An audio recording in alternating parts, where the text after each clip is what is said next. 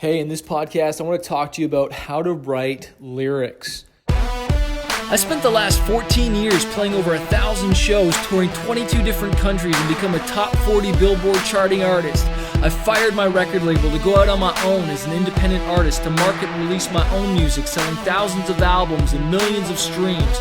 The question I always get is, how did I do it without a label and sell even more music? This podcast is here to show you the way. Join me and follow along as I learn, apply, and share marketing strategies to grow my music business and a loyal fan base. What's going on, guys? So today is Monday as I'm recording this. You might be listening to it a different day, but I just spent a really good weekend writing songs, some in my studio, which is really my kitchen, and other times when my family's home, I will go and write in the car.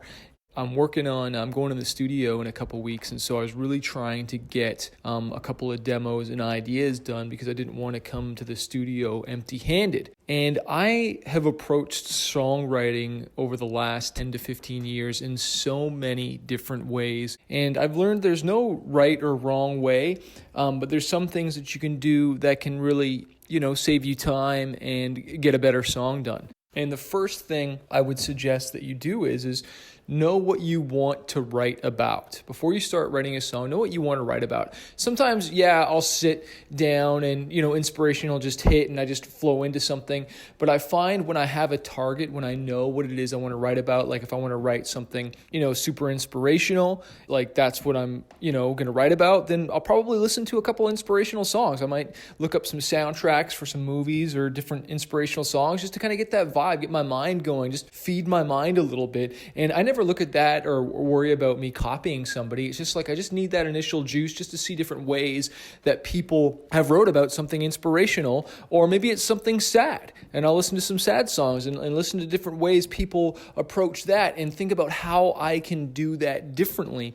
And it's interesting, I sat down to write a song, and I normally have lately really been starting with the hook and trying to get the chorus done first, because that's normally the proclamation or the overall theme of the song is normally in the chorus. So I've been doing that a lot lately, and I was thinking to myself, man, I haven't done really a lot of verses, and you need to have your verses. You need verses, you need choruses, you need the whole thing. And when I first started songwriting, I was always writing the verses, and I used to struggle with the hooks a lot, and I feel like it's flipped lately.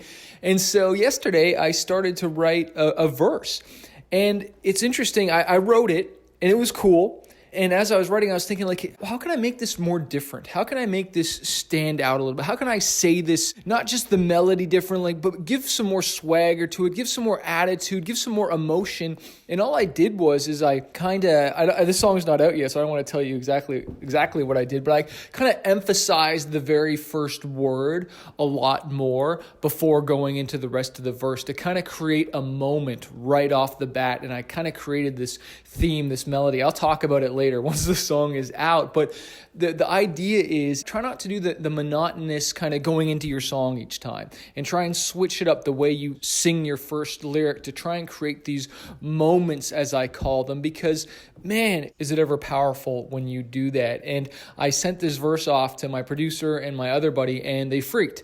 And what's funny is I sent them two other ideas earlier, got no response from him, but the one, and I knew this one was good. I knew I had something, and it was really encouraging. He was like, yes, I hear something for that. My other buddy, immediately had a vibe for something like that. And I said I was thinking about this for the chorus and different ideas, and he hummed some melodies and stuff. So it's really nice to know when you stretch, when you try something different, as opposed to just doing what's safe, what's comfortable. When I did something different and stretched a little bit and tried to stretch for that greatness, get out of my comfort zone, think a little bit more, as opposed to just, okay, this is the way I always write lyrics, this is the way I sing. No, I wanted to challenge myself to pull something a little different that I hadn't done before, and that's how I got a great lyric.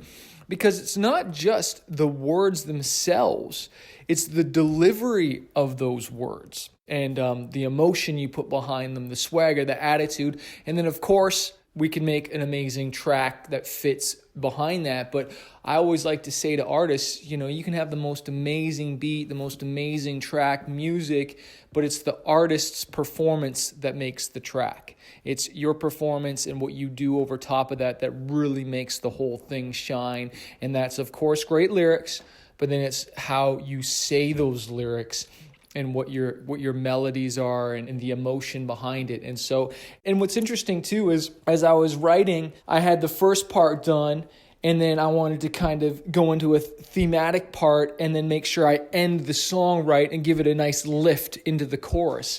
That's something I'm always thinking about. How am I going to end this thing? What's the last thing I'm going to say? And then I was working on verse number 2 yesterday, and I tried to do something different again, but then I realized it's better just to stick with the same melody because I'm trying to make pop commercial music, and so I wanted to kind of stick with the same theme, the melodies that I was using, that I used in the first and the second, to kind of carry it on. Do it a tiny bit different. Of course, the lyrics are different, so it's going to come off a little bit different, but still that same kind of song or verse structure that I used in the first verse to use it in the second, because I want to, there's a format in a certain song, and if I want to do a different melody, I'll save that for the bridge or, of course, the chorus. But for the verses, I like to keep those the same and have a nice song structure so people are like, okay, I've heard this before. I know where we're going here, and it allows them to sing along with it. So you're not giving them all this new information. That's why you want to stay with the same song structure for the verses, at least, and the melodies, because you want to keep people in the same. Sure, do you have to do that? No, you can do whatever you want. There's no rules here, but this is something that I personally like to do because I find it's, when you're making pop commercials, trying to get something potentially on the radio or film or whatnot, like having that structure is good. Now, if I was to write, if it was just like maybe a hip-hop verse or rap verse, maybe I'd switch it up a little bit, maybe not. It depends how unique that melody is and how strong that melody is. It's like, man, no, I don't want to change that. I want to use it again. Like, people want to say it that way, maybe different lyrics, but they want to hear that melody and that delivery again. Why would I take that away from them? Especially if it's so strong. So you need to think like that. Like, if it's good, use it. Use it for the whole song, you know what I mean? Or for both verses, and keep it. Because, it's the same thing, when you have a chorus, you don't change the chorus melody for the second chorus or third chorus, right? You keep it the same because you want people to sing it again because they've already heard it, okay? And, of course, I'm not going to get into the bridge and everything like that, but the bridge is really a summation of the chorus, but telling the story from a different angle. If you told it in first person, maybe you tell it in third person, or maybe it's a different perspective of what the song is about, whatever it is you're talking about, whether it's a love song or whatever. It's just a different angle that you're sharing the song about that you haven't talked about maybe in the verses or in the hook. But anyways, I didn't want to get into all that on this podcast, but I encourage you, go write.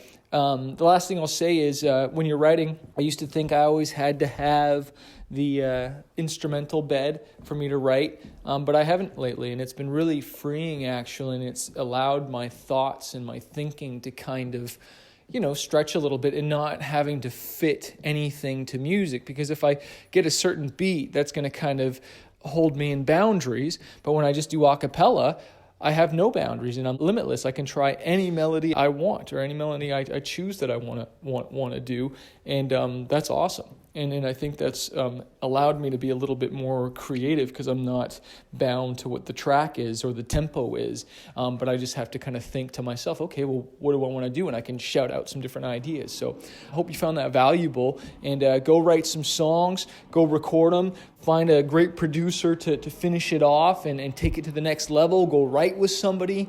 I'm going to be launching the songwriting course very soon. I'm trying to decide the name of it. I think I'm going to call it Songwriting Secrets, but I'm going to be giving you behind the scenes of all my just everything I do, go deep dive a little bit more into songwriting if that's something that you want to take to the next level. But if you're not on my list, go to smartmusicbusiness.com and get on the list, and also get that free book, smartmusicbusiness.com/free book on how to market your music, because I'll be honest with you, writing the music, whether you think it's hard or it's not, I will tell you that writing music is way easier than trying to sell it, okay? Because, anyone can write something, but it is a different beast when it comes to marketing and selling it. And so you should be, you learning both skills. You really should. So hope that served you. Have an awesome day, and I'll see you on the next podcast. Hey, thanks so much for listening. Make sure you hit that subscribe button and also leave a comment or a review and let me know how I've helped you or what other topics you want me to cover on this podcast. I always read them and it always inspires me to hear your story. And also, if you need more music marketing help or you just need more coaching or you need your questions answered in a deeper way, I have a coaching program called Fanbase University. Go to fanbaseuniversity.com to sign up, because on the 12th and 24th of every month I answer all your questions, coaching my students, plus you get access to exclusive video training on how to market your music and grow your fan base. Go to fanbaseuniversity.com and start your trial today, and I look forward to helping you grow your career. Cheers.